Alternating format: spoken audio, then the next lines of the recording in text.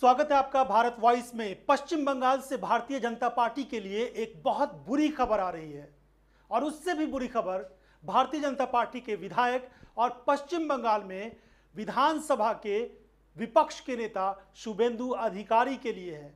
जी हां, वही शुभेंदु अधिकारी जो ममता बनर्जी के खिलाफ नंदीग्राम में चुनाव लड़े थे और उनकी जीत हो गई थी। लेकिन अब क्या आने वाले दिनों में उनकी ये जीत बरकरार रहेगी? आने वाले दिनों में क्या वो विधायक रहेंगे या फिर उनसे उनकी विधायकी छीन सकती है? ये सवाल इसलिए उठ रहे हैं क्योंकि अब इस मामले की सुनवाई कोलकाता हाई कोर्ट में होनी है। 12 अगस्त को इस मामले पर कोलकाता हाई कोर्ट में सुनवाई होगी। ममता बनर्जी ने याचिका दाखिल की थी और उन्होंने कहा था कि इस मामले में यानी ये जो चुनाव हुआ है इसमें गड़बड़ी हुई है और इसीलिए इस चुनाव को रद्द कराया जाए। अगर ऐसा होता है तो सोचिए भारतीय जनता पार्टी की कितनी बड़ी किरकिरी होगी और शुभेंदु अधिकारी के लिए कितना बड़ा संकट पश्चिम बंगाल में खड़ा हो जाएगा। हमने देखा था कि किस तरीके से पश्चिम बंगाल में विधानसभा चुनाव के दौरान भारतीय जनता पार्टी ने अपनी पूरी ताकत लगा दी थी, सारे संसाधन लगा दिए, लेकिन इसके बावजूद भी भाजपा की जीत पश्चिम बंगाल में नहीं हो सकी। और अब जिस तरह के हालात वहां पर बने हैं और पश्चिम बंगाल में भारतीय जनता पार्टी के जो बहुत सारे नेता हैं, वो नेता खासकर जो पहले टीएमसी में गए थे चुनाव के दौरान या उससे पहले, वो सब अब धीरे धीरे एक बार फिर से टीएमसी में वापसी कर रहे हैं।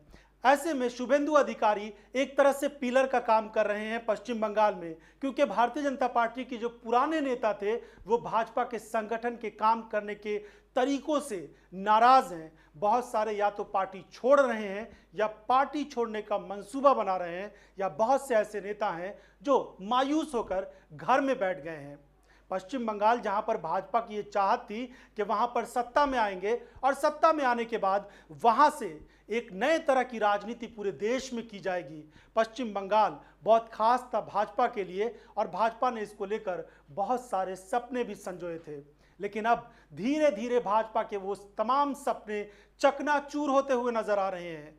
भाजपा के जो नेता पश्चिम बंगाल में हैं वो अब मायूस हैं। उनको लगता है कि अब जिस तरीके से ममता बनर्जी के आगे हार हुई है उनकी और भारतीय जनता पार्टी ने अपनी पूरी ताकत लगाई, इसके बावजूद भी हार हुई है, तो उन्हें निराशा हाथ लगी। उन्हें ऐसा लगता है कि अब आगे कुछ भी नहीं होने वाला है। इसके पहले कि इस पर आगे बात की जाए, प्रधानमंत्री नरेंद्र मोदी के लिए पश्चिम बंगाल की हार कितना बड़ा झटका था और आने वाले दिनों में भाजपा पश्चिम बंगाल में किस तरह से मुश्किलों का सामना करने वाली है, इस पर बात करेंगे। लेकिन उससे पहले यह जानना जरूरी है कि इस मामले में आगे क्या हो सकता है, क्योंकि ममता बनर्जी ने ईवीएम में छेड़छाड़ और चुनाव अधिकारियों को जो उन्होंने कहा था कि यहां पर का चुनाव रद्द किया जाए, उस पर उन्होंने कोई ध्यान नहीं दिया। इसी को लेकर ममता बनर्जी ने कोलकाता हाईकोर्ट में गुहार लगाई थी और अब कोलकाता हाईकोर्ट की तरफ से ये खुशी की और ये बड़ी खबर ममता बनर्जी के लिए हो सकती है, क्योंकि अब इस मामले में आगे सुनवाई होगी। हालांकि एक नया मोड़ इसमें तब आया था जब न्यायमूर्ति कौशिक चंदा ने खुद को इस केस से अलग कर लिया था। ममता बनर्जी पर उन्होंने जुर्माना भी लगाया था। ममता बनर्जी ने यह आरोप लगाया था कि पिछले दिनों बहुत पहले वो भारतीय जनता पार्टी से जुड़े हुए थे, एक्टिव सदस्य थे, कार्यकर्ता थे और इसीलिए उनको इस केस से अलग किया जाए। मगर वो बात अलग है।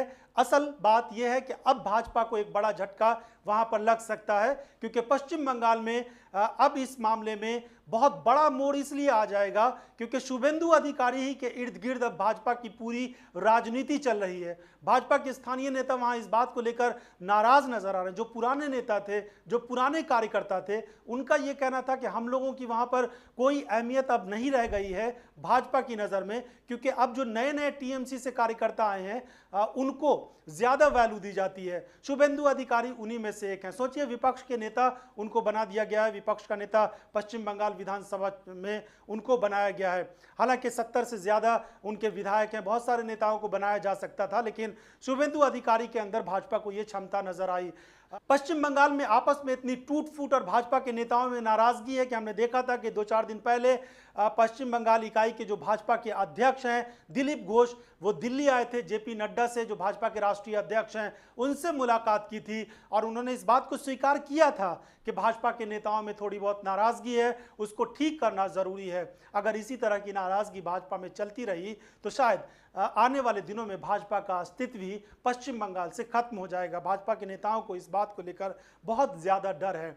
अब देखना होगा कि कोलकाता हाईकोर्ट में जब 12 अगस्त को इस मामले की सुनवाई होती है तो क्या कुछ सामने आता है, क्या कोर्ट की तरफ से ऐसा कुछ कहा जाएगा जिससे नंदीग्राम सीट पर फिर से वोटिंग हो सकती है या फिर कुछ और नई बातें सामने आएंगी। इसके लिए हमें थोड़ा इंतजार करना होगा क्योंकि बहुत बड़ा मार्जिन नहीं है ममता बनर्जी की जीत, ममता बनर्जी की जो हार हुई है वहां पर और शुभेंदु अधिकारी की जो जीत हुई है 1956 वोट। जी हाँ, सिर्फ इतने से वोट से ममता बनर्जी हारी हैं। 1,10,764 वोट आए थे शुभेंदु अधिकारी को और 1,08,808 वोट ममता बनर्जी को आए थे। तो हमने देखा था वोटिंग के दिन ही किस तरीके से ममता बनर्जी ने करीब कई घंटों तक जो पोलिंग बूथ है वहीं पर अड्डा जमा दिया था और उन्होंने कहा था कि यहाँ पर गड़बड़ी हुई है। इसको लेकर मीडिया में बहुत सारी खबरें भी आई थी, लेकिन इन सब के अलावा थोड़ा सा इंतजार करना होगा और देखना होगा कि शुभेंदु अधिकारी के लिए, भारतीय जनता पार्टी के लिए आने वाले दिनों में पश्चिम बंगाल से क्या कुछ खबरें आ रही हैं। वैसे पश्चिम बंगाल में भाजपा के लिए हर दिन कोई ना कोई ऐसी खबर आ रही है जिससे उसका संकट बढ़ता हुआ नजर आ रहा है। ममता बनर्जी के बारे में यह भी कहा जा रहा है कि वो आने वाले दिनों में केंद्र की राजनीति में सक्रिय होंगी और प्रधानमंत्री नरेंद्र मोदी तक को चुनौती दे सकती हैं। तो अगर ऐसा होता है तो सच में ये प्रधानमंत्री नरेंद्र मोदी और भारतीय जनता पार्टी के लिए एक अच्छी खबर नहीं होगी, एक अच्छा संकेत नहीं होगा, क्योंकि पश्चिम बंगाल में भाजपा देख चुकी है कि पीएम मोदी को किस तरीके से ममता बनर्जी ने हराया, क्योंकि सीधे प्रधानमंत्री नरेंद्र मोदी वर्सेस ममता बनर्जी हो गया था पश्चिम बंगाल का जो पिछला विधानसभा चुनाव हुआ है उसमें। तो हमें थोड़ा इंतजार करना पड़ेगा और देखना होगा कि 12 अगस्त को सुनवाई के बाद क्या फैसला आता है या कोर्ट की तरफ से क्या कहा जाता है। जैसे ही कोई अपडेट आएगा हम फौरन आपको बताएंगे। अगर आपको ये वीडियो पसंद आए तो लाइक और शेयर जरूर कर दीजिएगा। चैनल को सब्सक्राइब नहीं किया तो सब्सक्राइब कर लें। धन्यवाद।